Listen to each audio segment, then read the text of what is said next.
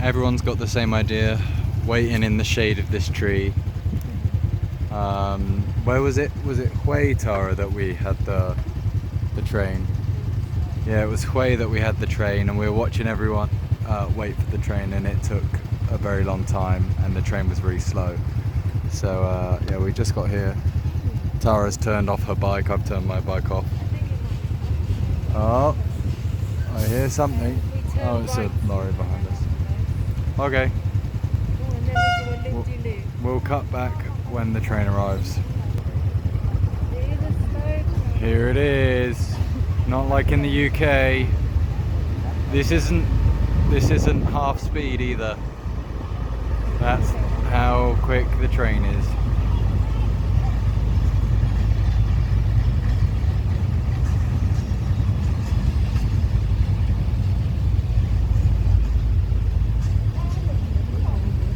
Wow. Okay, I'm stopping now.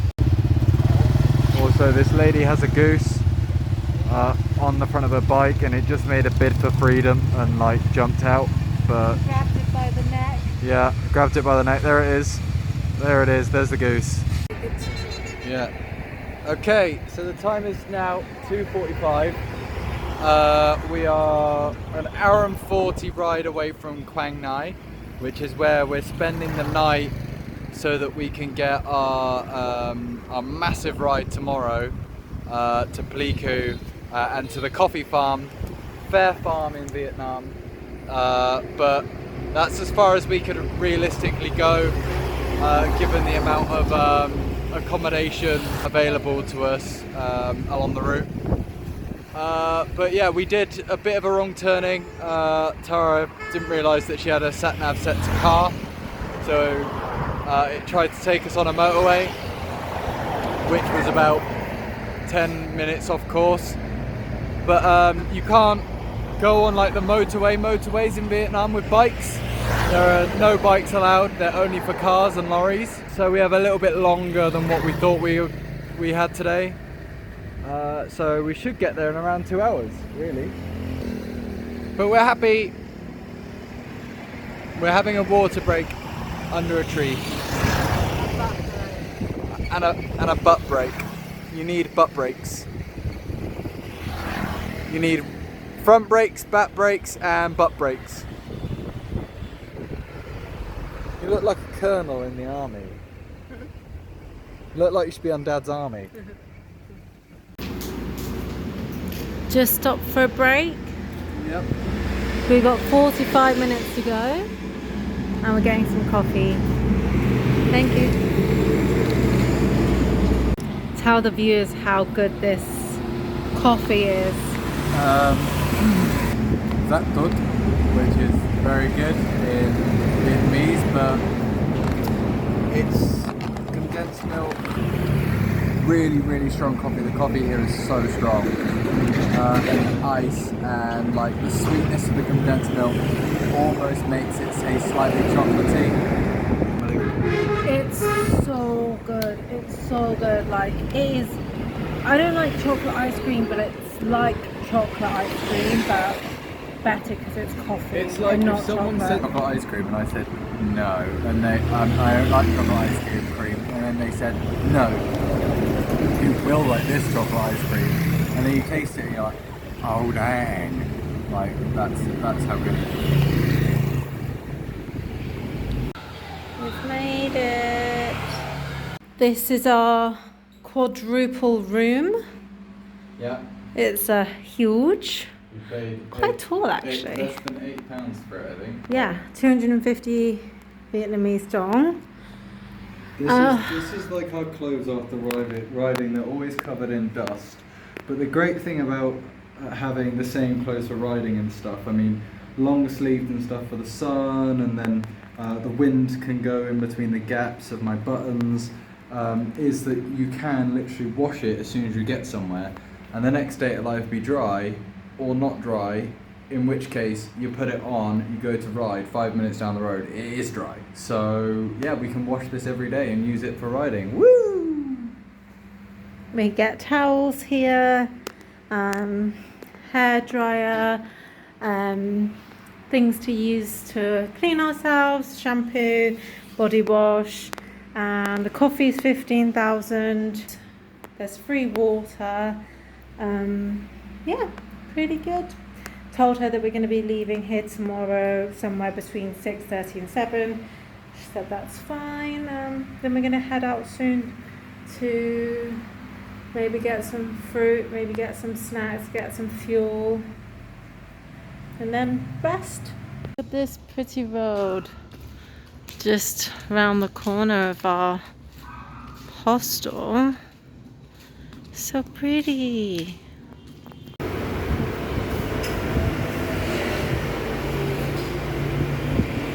So we're getting a local dish. I think has some sort of fish in it. It's like a fish head soup or fish soup or something. So yeah, we've just come here and said 2 and pointed to a menu. And we have no idea what it tastes like or if we're gonna like it. So stay tuned. Pieces of fish in this soup, so it's a fish soup. These really thick noodles, and the gravy is like slightly thicker than soup. you'd have. Yeah, the soup solution is slightly thicker than. Is it? Than like pho. Yeah. Just a tiny bit. Yeah. And it's spicy. And it's got a good It's heat hot. to it. It's hot. It's got a good heat to it. Fair bit. And it's really tasty. You get these little hits of sweetness from the fish, and yeah, the heat, and it's really nice. I just wanted to take a little second and say that, like, I'm starting to really like my bike. I started off with the opinion that it's the worst thing I've ever driven in my life. Part of the thing around vehicles is where they take you and the memories you have on them, right? So as I start to store more memories and start to like look at my surroundings and stuff, it's all like with my companion, which isn't Tara, it's the bike. It makes a little noise as it goes along from the suspension, and it sounds like a Spitfire, and it's going the entire time. And I mean, sure, every time you change gear, it's like poking a bear that sort of opens one eye at you, looks at you, and goes nah, and then you poke it again, and then it goes and like just runs at you and attacks you. But you know, it's a very simple machine. It's air cooled, which apparently is okay here in these heats. Apparently it's still enough to keep the bike cool enough, and it just is getting me places very, very slowly, especially uphill.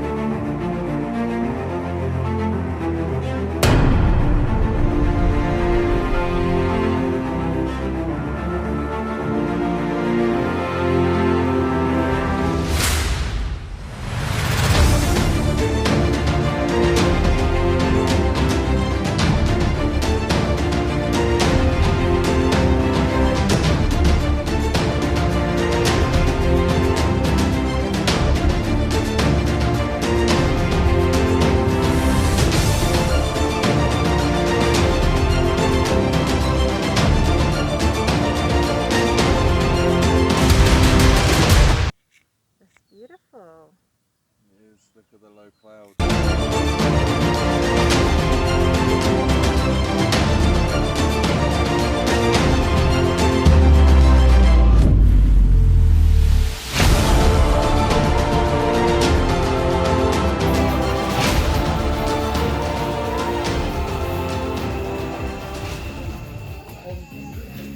How are you feeling, June? Yeah, good. Feeling fine.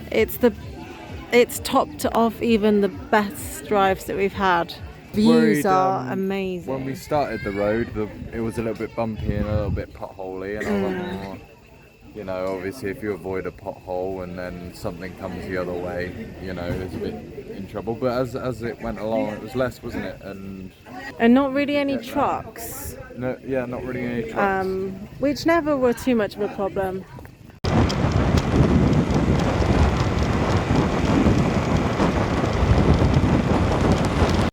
We've made it. We made it to the farm. I don't know what the time is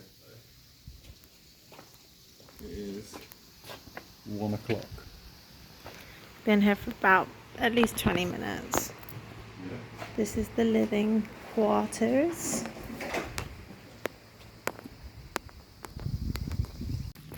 Here are mainly flowers.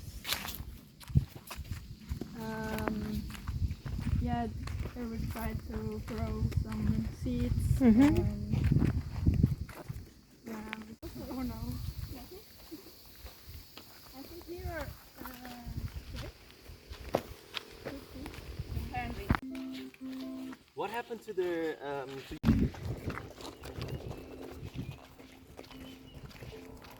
the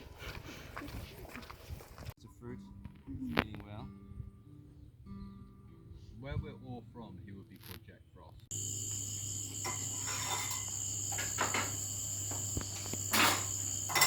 It's Smelting, and the other one is Garfield. So his friend is Garfield. Just hang around. Wow. That's by far the biggest gecko I've seen in 5 years. What? It's He's like- still young. He's just 1.5 years old, probably. They grow bigger. I've never seen anything just nearly that size, and I've seen so many.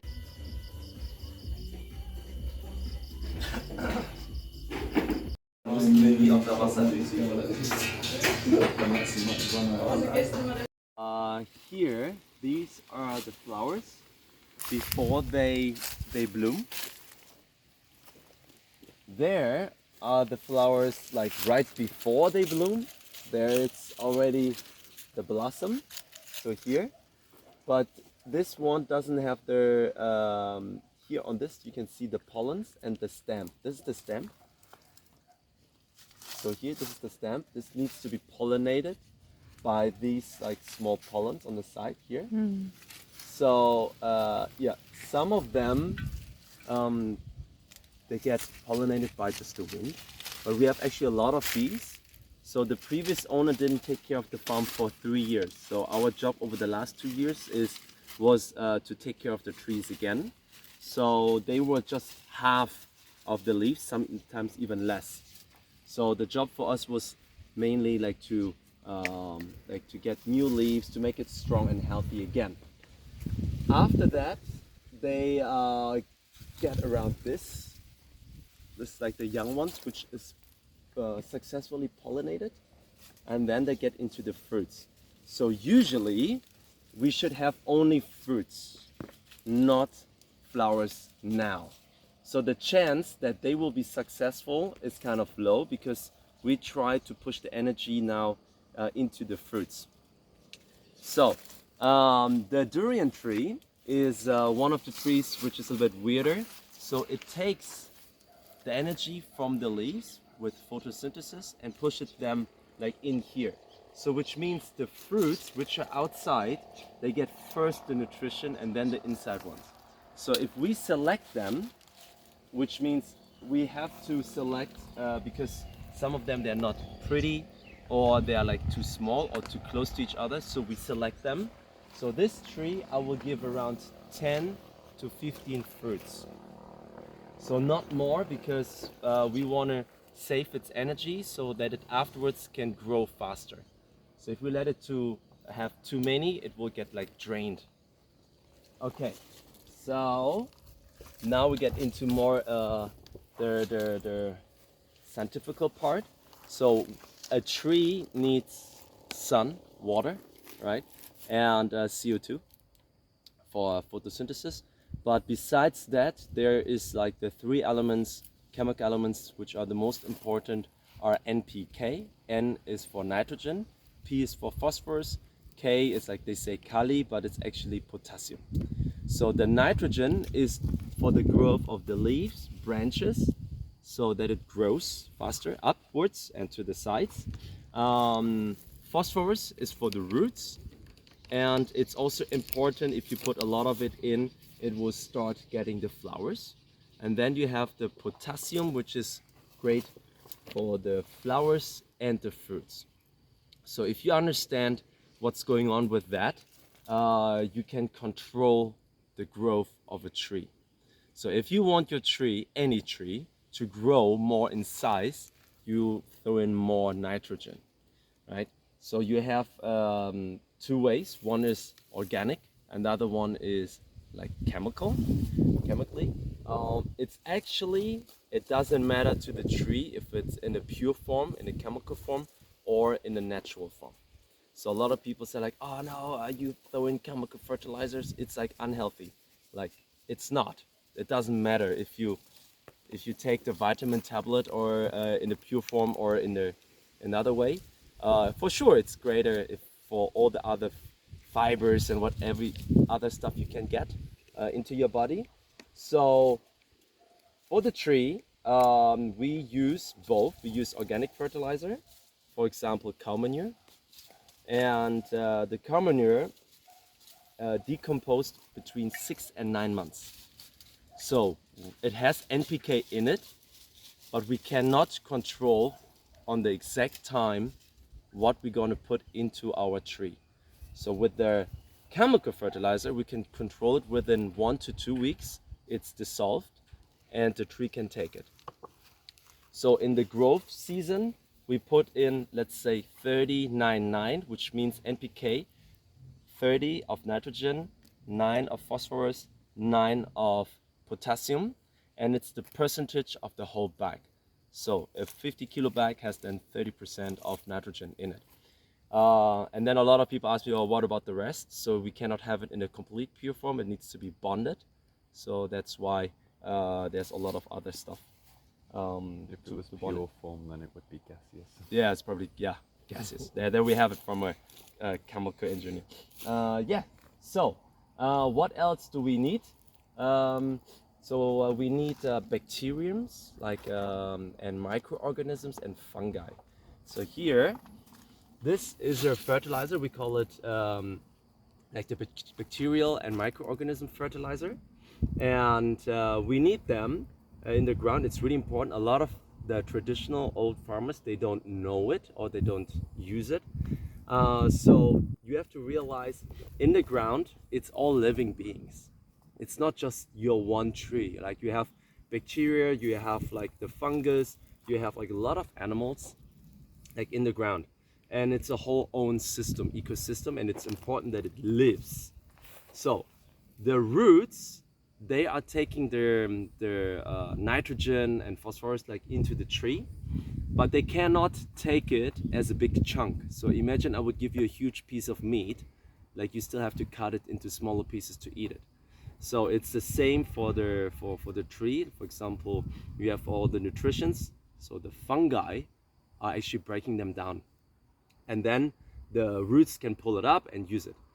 So a lot of the traditional farmers, when they see here, oh my God, your tree has a fungus. It's like, this is still okay. So they start spraying it with fungicides. And what they don't realize always some of the fungicides will go into the ground and kill your fungi, right? And then the fungi, which are dead, cannot break down your fertilizers, so the tree cannot take it up. And then the farmer realizes, oh shit, why is my tree not growing properly? So he puts in more fertilizer, and it doesn't help because the roots, they cannot pick it up. So what happens then? Worst case, like two things can happen. If you over fertilize, one, it vaporizes, so your money is actually going into air, which is really bad. Second, what is even worse than that is if it goes into the groundwater and it's gonna pollute your groundwater. That's the worst case what can happen. So in the Western countries, especially in the traditional farming, monoculture, yeah, so they spray all that cow manure, and it can easily happen that your groundwater gets polluted. We cut it away, so the energy will be like focused on the growth to the outside. So for example, you can look at here. So here you can see it tries to grow from here. It will hit this, so it's a useless one because it cannot hold a fruit in the future. So I already cut it away, and you usually have to cut it like closer, so it will not get new here as well. So if you just throw like a seed until it gets the first flowers, it's 12 years, and we push it to 5 to 6 years. So we have the time. So with the method of, okay, we try to give the tree the maximum nutrition for the maximum growth. So not too much that we waste it, but like the perfect amount that it will grow in the perfect way and the fastest way naturally. Yeah, so if we would get into wood science, then we can talk even longer about it. It has other things to do. Okay, let's continue. Any questions? Category 1 to 5. So like a pretty one like this at the moment, if it grows, their perfect weight is around 3 kilos. If they exceed 4 kilos, 4.5 kilos, they already get into category 3 or 4 because they don't ripen evenly and it's harder to sell. So for example, if I would sell you like a 5 kilo durian, you will not be able to eat it by yourself. It's too much, yeah. So if it's category 1, we got last year paid $3 per kilo. So if it's a 3 kilo fruit, it's like $9 per fruit. So if you have like 10 of them, that's pretty good. It's like $90 of revenue. But the durian tree is really hard to take care of compared to nearly all of the trees. So for example, here they grow a lot of coffee. Coffee is way easier to handle. So you need to water it only 4 to 5 times a year. And this one we have to water every second day. So this tree takes every second day 90 liters of water. Yeah, that's it. So this is like the fruit, and it gets sick all the time as well. So we have to take care of them. We have to prune them all the time. We have to fertilize them more. They need way more attention, but therefore you get also the price for it. This one, for example, will be already in category 4. So it's not pretty. It still is edible, it's still delicious, but it's not pretty. So this topic was really big like in European Union. So the European Union got these standards out, like how fruits and vegetables have to look like, especially like cucumbers and that kind of stuff. So yeah, it's the same with durians. It can be because of transport, but mainly because people are like, hey, this is a weird shape, I don't know. Yeah. So this is like category 3 or 4. So if I would have a lot of fruits on a tree, I would cut this away. But this branch has, for example, only one, so it can hold this. This one is, for example, already category 3 as well, so it's like it's not as straight. Yeah, this one as well. So, but this tree doesn't have that many, so I just leave them. Even if it's category 3, I get maybe 70% of the price, but it's still better than nothing. So we just leave them. So this one, I have higher hopes for it. So let's see. Yeah, so if you come closer here, you can see these white dots. So this is from a bug. and the bark is taking like the glucose, what's it called? Like the sugar. And yeah, so this is actually bad for the fruit. So some of them, like if it's just a little bit, it's fine.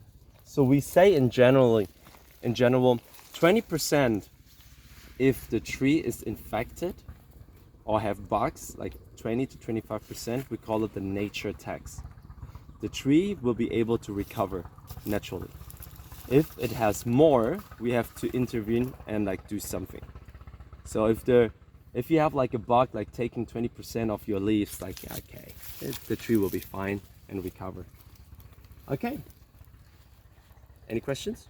Trees next to each other, and if they don't get enough light, so they have to grow in size.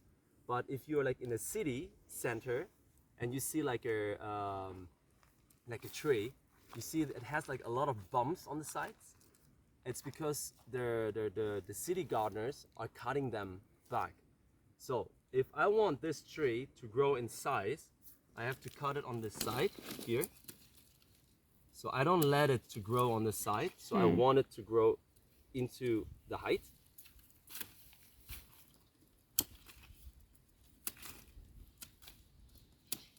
So we leave it like this, and it will grow into height. And if you cut the top, for example, I cut it here, it will expand on these sides. So if you cut the top. Yeah, oh here, this is interesting.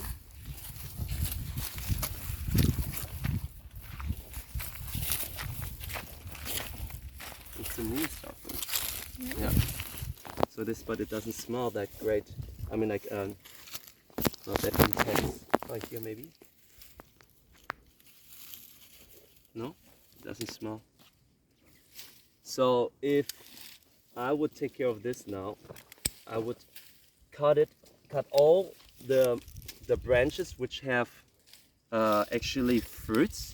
I would cut it away and push the tree into growth. The moment on it has babies, it will take care of its babies. So it will not try to grow in height. So if you want to force it into more growth, cut away the babies. What is that? Yeah. Okay. So I hear more of them. All right. So we usually have to select. So we have to look at this branch. How many fruits can this branch hold? One. Are we going to give it just one? So we have to select. The problem is, in this whole time, they will fall naturally because it cannot hold all of the fruits. Just give it out. So, and in this case, I would cut the middle one away. So they have a little bit more space to develop. When they get bigger, then I'm going to select again. So here you can see on the top, like you can see the bugs where they were on it. So here I can see some uglier ones. So this one looks like the nicest, but this one will hit this branch. So I can put this away. Spa, you know, you go into a massage spa. Some sort of soapy.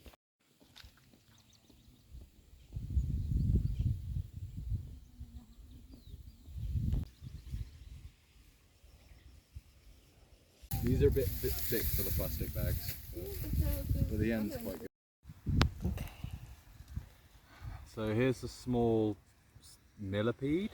This is big, this is huge. Probably Is it still called a here to here. millipede? Its exoskeleton is so hard. What would Steve Backshall say? This is one of my, and for that reason, this is one of my deadly 60. I'm Steve Backshall. Next week we're going to go on to the great white shark. Oh my god. Opening up. Oh my god. I've never seen in real life one that big. There's the little ones, like they're everywhere as we're like Please Sorry. don't go on my skin. Please It's don't go on my skin. Please don't go on my skin. Oh my god, it just did a fat poo. Look, it just did a fat poo. Bye bye.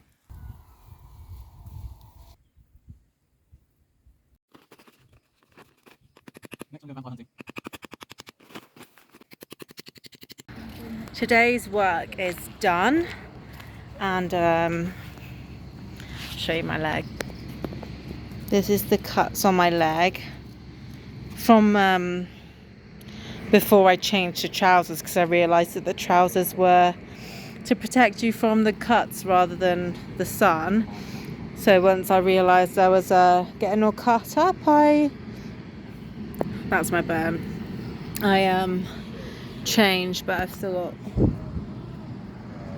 my arm cuts. Oh, you can't see. Yeah. Today's work is done. Day 1 complete. I'm not even sure it's done. You can hear like the car and well. Yeah.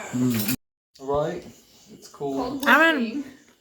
It's called. I've worked. It's called manual labour. I'm allergic to it.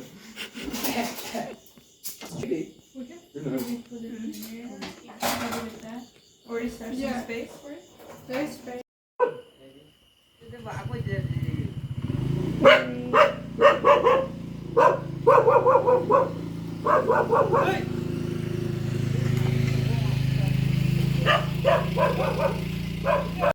You want a candle? Happy birthday, dear Lila. Happy birthday to you. Now in Swiss German. Everyone.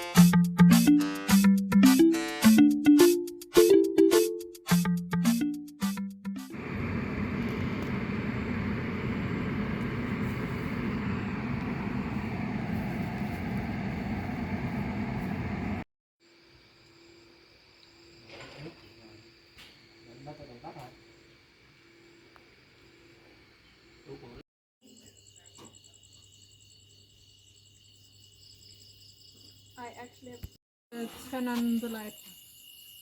Sort of front light. There we go. Okay. We did Yeah. it. That's nice.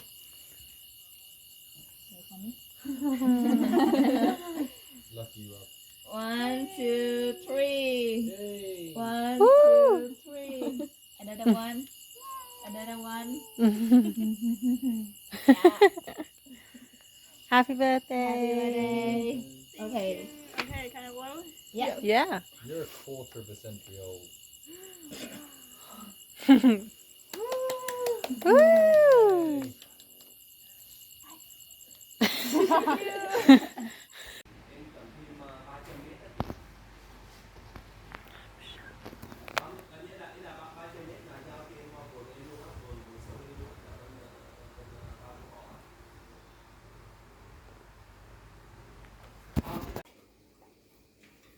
Wir haben Wasser! It's raining. Woo! Rain.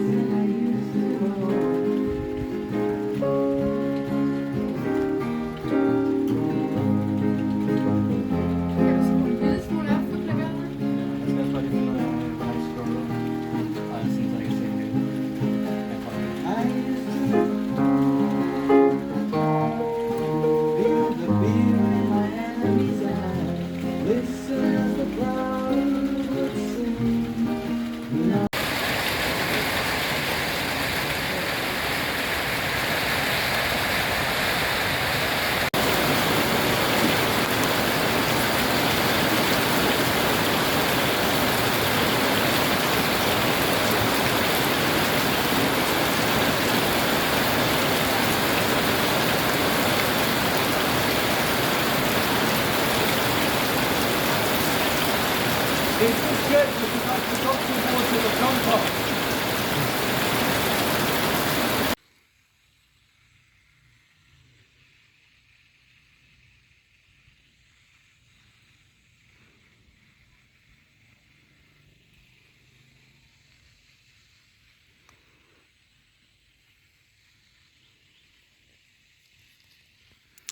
Squeezing out.